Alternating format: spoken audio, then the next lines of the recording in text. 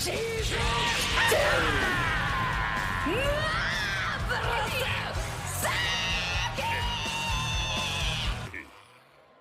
獣の次はピエロが相手か。おいこらよへ、てめえは魔界の流儀で叩きのめしてやるぜ。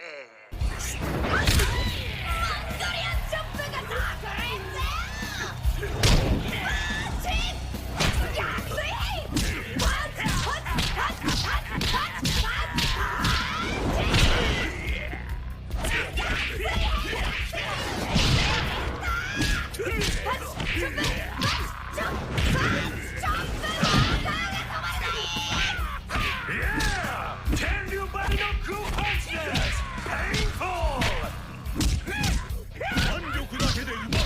力任せの打撃。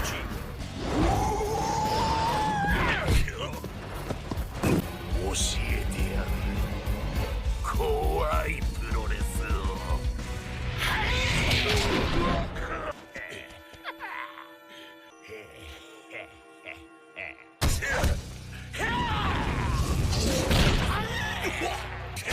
プロレスラーに避けるという選択肢はない。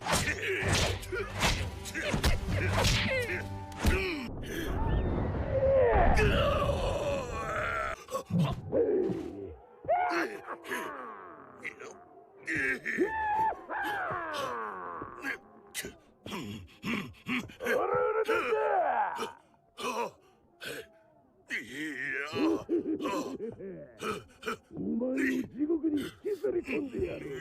大丈夫か腕は。おい腕は。大丈夫